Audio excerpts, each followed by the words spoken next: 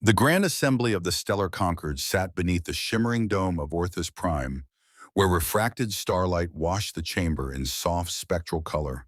Beneath crystal arches and polished volcanic stone, dozens of alien envoys whispered in tension-filled clusters. Their murmurs fell away the moment a human stepped through the entrance.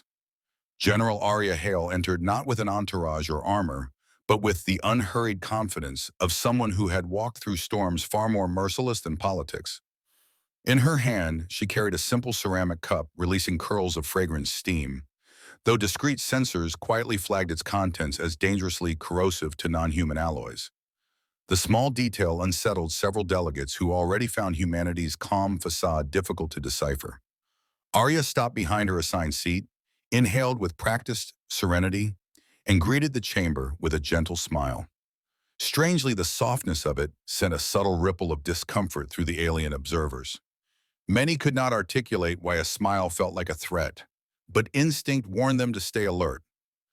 Across the hall loomed General Krath of the Sarek Dominion, a towering reptilian figure wrapped in layered metallic scales that clattered with every shift of his bulk.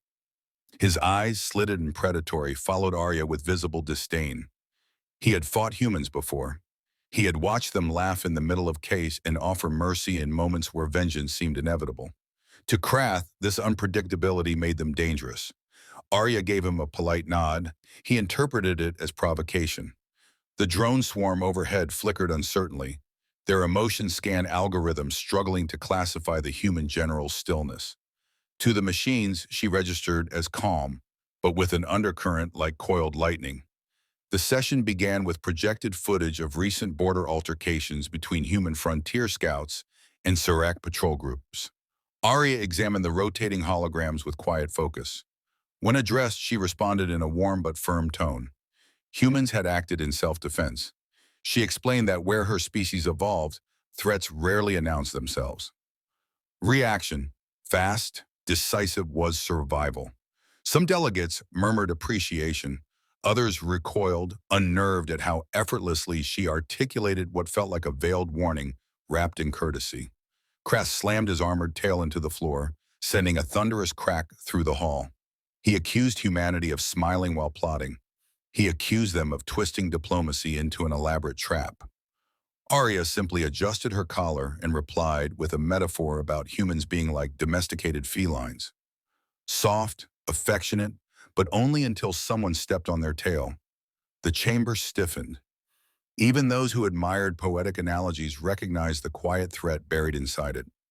Krath surged to his feet, towering above the tables. He called humans parasites, pretenders, manipulators hiding fangs behind kindness. Arya set down her cup, folded her hands, and stayed silent. The calmness infuriated him. It felt like she was challenging his dominance without saying a word. With a guttural growl, Krath struck her across the face, his clawed hands slicing air before the impact echoed like a dropped anvil. The chamber fell into immediate, suffocating silence. Arya's head turned slightly from the blow, but she straightened with startling speed. Security drones zipped toward her in blinding formation, but she raised a single hand. They froze mid-motion, halted by her command. She smoothed her collar again. No anger, no trembling, only an unsettling composure that felt far heavier than retaliation. Then she said in a soft conversational tone, "In 10 seconds, General Krath will be dead." For a heartbeat, the room believed she was joking. Several delegates even released nervous laughter. Krath sneered, calling her dramatic and powerless. Arya sat down and lifted her tea. The steam rising from her cup became the quietest, most terrifying countdown imaginable. The laughter died long before the 10th second. At first, nothing seemed unusual. Krath stood rigid, nostrils flaring in contempt, his heavy chest rising in smug rhythm. But then a subtle tremor ran through the scale plates along his spine. His pupils contracted sharply. A ripple moved down his limbs, as though his nerves were firing in disjointed patterns beyond his control. By the 7th second, the color drained from his frilled crown. By the 8th, his knees buckled. At the 9th, the great reptilian commander crashed to the floor with an impact that rattled the assembly tables. Not a single alien dared to breathe. For a heartbeat, the room was frozen. Then chaos erupted. Med teams launched from their alcoves, their scanners slicing through the air with frantic urgency. They scanned for toxins, neural agents, microscopic drones, anything that could explain such a clean, instantaneous collapse. They found nothing, no breach, no biochemical residue, no traceable kinetic strike. Kraft's organs had simply shut down. And through it all, Arya remained seated, sipping tea, her posture soft and serene, as though she had been waiting for everyone else to catch up with the reality she already understood. Several delegates backed away from her instinctively. They whispered to one another, fear sharpening their voices into brittle fragments. Even species that had never possessed a concept of dread felt something ancient coil inside them as they observed the unbothered human. When the council speaker finally found his voice, it broke like thin glass. "General Hale, what happened?" Arya placed her cup on its saucer with careful, delicate precision, like a teacher preparing to explain a basic principle that her students should already know. "Earth's personal defensive matrices activated," she said gently. "They are programmed to respond to direct, violent harm inflicted upon a protected human representative." The medics paused. The delegates stared. None of them understood. She continued with calm patience. "The defense system is ancient by our standards, centuries old. It neutralizes violent threats automatically. Non-invasive, swift, efficient. Most foreign sensors can't detect it because it operates outside the typical spectrums your species rely on." A shudder moved through the chamber. Ancient? To humans? That implied their current technology was something else entirely. The realization spread like cold fire. Humanity had developed survival tools in eras so brutal that other species would not have survived a single generation. A delegate from the Lumari Confederacy stood, trembling. "You are telling us that you did not kill him intentionally?" Arya's expression was one of gentle sorrow. "Of course not. I regret the loss of life. But the boundary he crossed has existed for as long as humanity has walked among the stars." From the far end of the table, a representative of the Verne Coalition slammed his hands down. "This is an act of war." "This is an act of protocol," Arya corrected softly. Her words, quiet as they were, carried more force than a shouted threat. The council fractured instantly into competing voices. Some demanded Earth be sanctioned immediately. Others insisted the Sarek Dominion had provoked the incident and should be investigated. A few whispered, almost fearfully, that humanity must never be antagonized again. Arya let them argue. She listened, measured, calculated. When the speaker finally restored a semblance of order, Arya stood and bowed her head politely. "Earth has no desire to escalate this situation," she said, "but we are committed to transparency. I request permission to give a full report." The request stunned them. Transparency? From a species capable of killing a warrior general without standing up? But the speaker nodded. He had no choice. Before Arya could continue, a series of alarms flashed across the chamber's side panels. Several delegates received encrypted transmissions simultaneously. Their eyes widened in panic. Something else was happening outside. Arya noticed the flicker of hidden channels.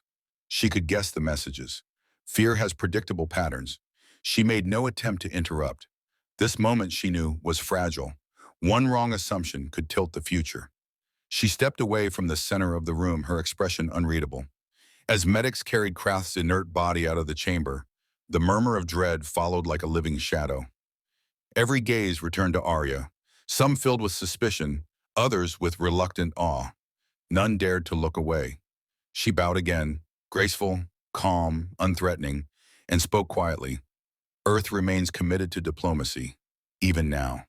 And somehow that terrified them more than the death they had just witnessed. As Arya moved towards the exit, the atmosphere in the chamber shifted. It wasn't the tension of a galaxy at war, it was the sickening weight of an unknown threat, a quiet realization that something far more dangerous had been unveiled.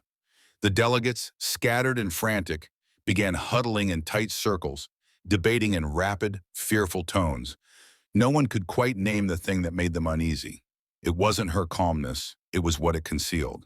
The speaker had requested an emergency recess, but as Arya passed through the chamber's threshold, she could feel the eyes of every species upon her. tracking her every step like nervous prey. No one dared approach her, though a few envoys from the Arundari, a translucent winged race known for their graceful intelligence, offered hesitant condolences. "General Hale, we regret the loss of your comrade," one of the Arundari whispered, as if speaking through the subtle tremor in the air. "But we hope Earth does not seek further retaliation." Arya gave them a polite nod, her voice soft and deliberate. Humanity did not act out of wounded pride. She paused for a beat, letting her words sink deeper. "We act from long-established doctrine. Boundaries once set must be respected." The envoys hesitated, their delicate wings fluttering nervously. They retreated quickly, their unease unresolved, though they were careful to avoid acknowledging the faint edge of conviction in Arya's tone. Moving through the hallway, Arya could hear the distant clamor of diplomats on the communication channels, their voices overlapping with growing urgency. The news drones were replaying the footage of General Krath's collapse on an endless loop, his powerful figure crumpling in a cascade of mystery that no one could quite explain. To most of the galaxy, it looked like a death, a sudden, inexplicable failure of life. But to those who knew Earth, it was the result of something far deeper. Earth had long been prepared for this moment. Arya paused for a moment outside the private chamber designated for Earth's delegation, her wrist display flashing a faint blue glow. The countdown, ticking down relentlessly, was now at 46 hours. 46 hours for the galaxy to understand the significance of what had just transpired. She tapped a command, and a holographic projection swirled into existence in front of her. The display was a tactical map of Earth's surrounding space, showing the positions of their fleets, their movements calculated to appear innocuous. To the casual observer, it would seem like business as usual. No fleets were mobilizing, no warships were in position. The human vessels appeared calm, detached from the growing tension around them. Yet Arya knew the truth. To anyone who could see beyond the surface, those ships were not idle. They were waiting like a predator's stillness before the strike. Before she could dive further into her contemplations, a chime sounded from the door. The thick silence was broken by the entrance of Ambassador Tovin of the Arundari. His vines rustled gently as he stepped forward, his translucent form flickering like sunlight through water. "You understand the implications of what just happened, General?" Tovin asked, his voice cautious but not unkind. Arya nodded, her gaze soft but resolute. "I understand that the galaxy will demand explanations. They will demand retribution for Krath's death, though I assure you it was not our choice." Tovin's expression darkened, his shimmering face reflecting a quiet sorrow. "You killed a high-ranking military commander, an imperial general. Even if it was your defensive grid, the empires will see this as an act of provocation." Arya's eyes met his with an unwavering calmness. "I know, but we didn't act out of malice, Ambassador. The defensive grid was designed long before any of us had a seat at this table. It was built out of necessity. You see, when survival is a matter of life or extinction, hesitation can be a luxury we can't afford." Tovin's vines shuddered, though whether from understanding or fear, Arya couldn't tell. She turned back to her wrist display, her fingers moving deftly as she began reviewing more tactical data. "I'm sure," Arya continued softly, "the Sarek Dominion will retaliate. They'll demand reparations, perhaps even an apology. But I assure you, Earth will not act first. We do not wage war for the sake of domination." However, she paused, letting the weight of her words hang in the air like a sigh, thick and suffocating. "We will finish it," she whispered, her voice soft but sharp, "if it comes to that." Tovin's wings fluttered nervously at her words, but his expression remained unchanged. "I don't believe that will be necessary, General." Arya turned back to face him fully. "You are not the one who will decide that," she said quietly, her tone brokering no further argument. The following hours unfolded with a stillness that felt unnatural, almost suffocating. Arya moved through the halls of Orth Prime with an ease that belied the growing storm around her. The council had recessed, but the whispers continued, fevered and panicked. The chamber outside was alive with speculation, diplomatic chatter, and urgent messages, each attempting to make sense of what had just occurred. Arya, however, was calm. She had been trained for this. Survival in the universe wasn't about avoiding conflict. It was about knowing when to fight and, more importantly, when to wait. The countdown on her wrist display continued to tick away, now at 42 hours. She could feel the tension building in the air, like the hum before a storm. Empires, both old and new, were scrambling to adjust their strategies, to piece together the puzzle that humanity had just dropped into the galaxy's lap. Some were already making plans to neutralize the perceived threat, others quietly reviewing their military deployments. But none of them truly understood. None of them knew that it wasn't a threat humanity had made. It was a message. And that message was simple. We will survive.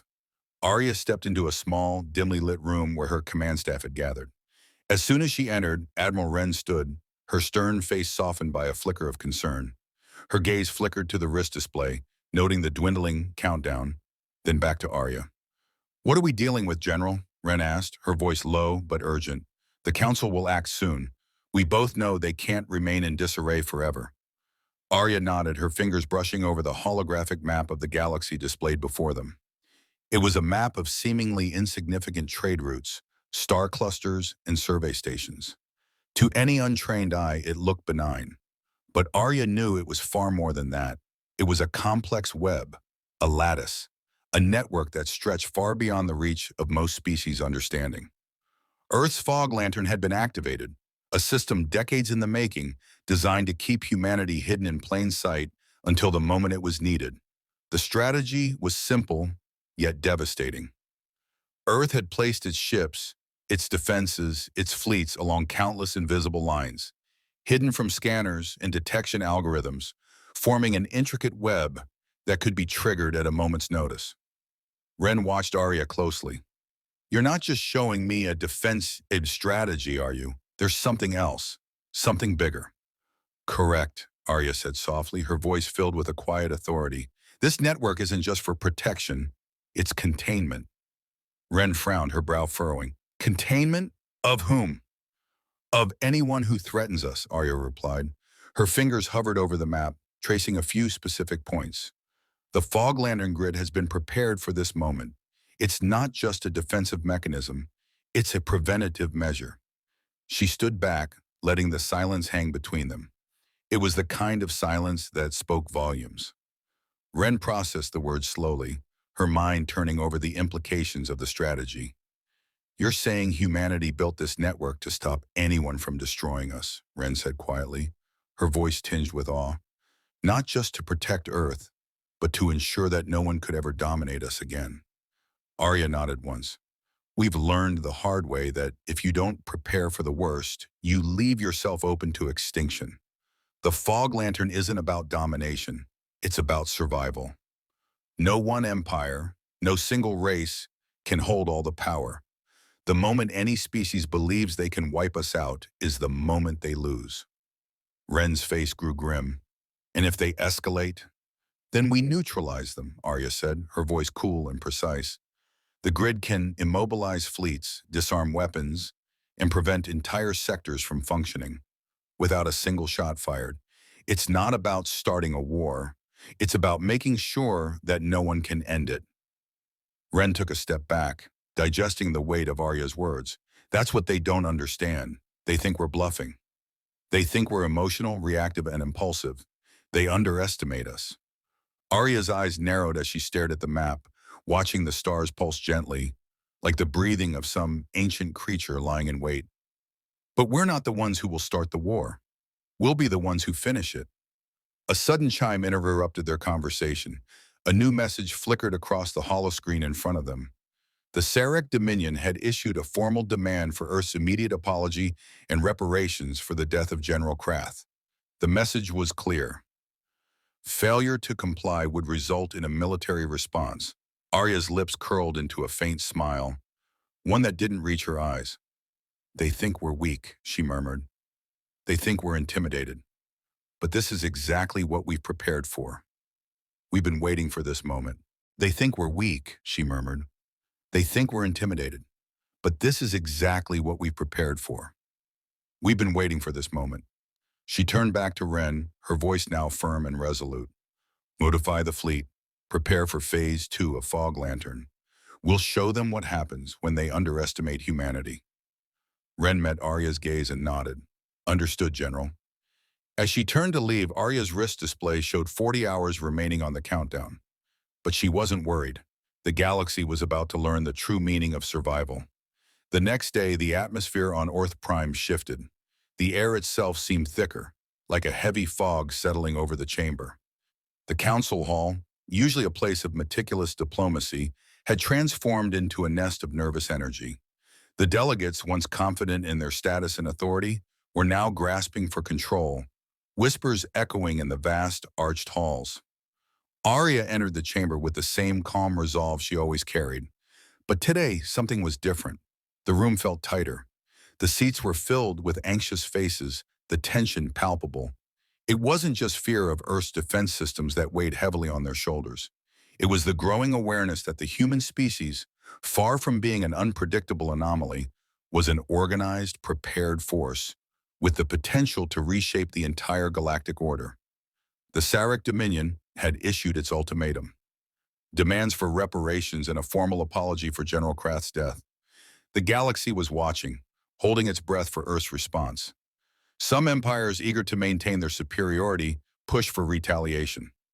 Others, sensing the larger implications, hesitated, unsure of what this new phase of galactic politics meant. Arya moved toward the center of the room, her eyes sweeping over the assembly. The drones above buzzed softly, their sensors scanning for the faintest trace of emotion. But no one, it seemed, could read her. The humans were the puzzle they could not solve. The council speaker called the session to order, his voice trembling under the weight of the gathering storm. He cleared his throat and gestured toward the diplomatic screens that now showed the Sarek Dominion's message, a demand for reparations. The video projection flickered to life, showing Krath's fiery words, accusing humanity of deceit and manipulation. Arya stood quietly, her posture flawless. She knew what was coming. The question wasn't if the Sarek Dominion would escalate, but how far they would go. General Hale, the speaker began, his voice cracking slightly, we have received demands from the Sarek Dominion. They require an apology for the death of General Krath and reparations. The council must decide how to respond. The room erupted into murmurs. Some delegates nodded, others shook their heads, but the Sarek Dominion's power was undeniable. Their fleets were formidable, their influence vast. Arya raised her hand and the room immediately fell silent. I will respond, she said, her voice a quiet echo that carried across the chamber. She glanced at the council speaker, then turned her gaze to the Sarek representatives, who were glaring at her from across the room. We regret the death of General Krath, Arya began, her tone soft but firm. But I must remind you that his actions were a violation of the terms of the treaty that governs our interactions. She paused, letting the weight of her words settle in the tense air. He struck a protected diplomat without provocation. A murmur ran through the room. Even the Sarek delegation shifted uncomfortably. The action taken by Earth's defense systems was not an act of aggression, she continued. It was a defense against an unjustified attack. Humanity does not seek to escalate this situation further, but we will not tolerate violations of our sovereignty. I request that the Sarek Dominion cease their demands for reparations and recognize the necessity of respecting the boundaries of all species. Her words hung in the air, heavy and unyielding. The Sarek representatives stared at her, their expressions a mixture of fury and disbelief. They had anticipated a different response, one that would be more pliable, more apologetic, but instead they were met with calm, unwavering resolve. I would also like to remind the council, Arya added, her voice still calm but carrying the weight of 1,000 years of human history, that this is not the first time humanity has been forced to defend itself. We have learned through harsh experience that survival requires preparation. And while we are more than capable of diplomacy, we are also prepared to defend ourselves when necessary. A delegate from the Alnir coalition, a species known for their sharp intellect and even sharper tongues, stood up, his voice cutting through the tension. Are you threatening us, General Hale? He asked, his eyes narrowing in suspicion. Arya raised her hand, and the room immediately fell silent. I will respond, she said, her voice a quiet echo that carried across the chamber. She glanced at the council speaker, then turned her gaze to the Sarek representatives who were glaring at her from across the room. "We regret the death of General Krath," Arya began, her tone soft but firm. "But I must remind you that his actions were a violation of the terms of the treaty that governs our interactions." She paused, letting the weight of her words settle in the tense air. "He struck a protected diplomat without provocation." A murmur ran through the room. Even the Sarek delegation shifted uncomfortably. "The action taken by Earth's defense systems was not an act of aggression," she continued. "It was a defense against an unjustified attack. Humanity does not seek to escalate this situation further, but we will not tolerate violations of our sovereignty. I request that the Sarek Dominion cease their demands for reparations and recognize the necessity of respecting the boundaries of all species." Her words hung in the air, heavy and unyielding. The Sarek representatives stared at her, their expressions a mixture of fury and disbelief. They had anticipated a different response, one that would be more pliable, more apologetic. But instead they were met with calm, unwavering resolve. "I would also like to remind the Council," Arya added, her voice still calm but carrying the weight of 1,000 years of human history, "that this is not the first time humanity has been forced to defend itself. We have learned through harsh experience that survival requires preparation. And while we are more than capable of diplomacy, we are also prepared to defend ourselves when necessary."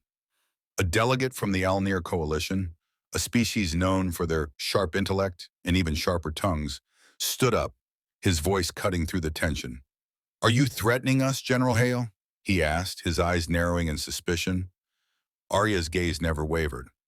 "I am not threatening anyone," she replied softly. "I am simply stating a fact. Humanity has endured countless trials throughout its history. We have survived because we were prepared. If you understand that, then perhaps we can continue to work together. If not—" She let the silence stretch, her gaze steady. The words she had left unsaid were as potent as any threat. The galaxy had not yet realized what humanity was capable of. They had seen Earth's defensive matrix at work, but the true power of humanity, Arya knew, was something far deeper, something the Council had yet to comprehend. The room fell into an uneasy silence. The Sarek delegation, now visibly rattled, exchanged uneasy glances. They had underestimated humanity's resolve.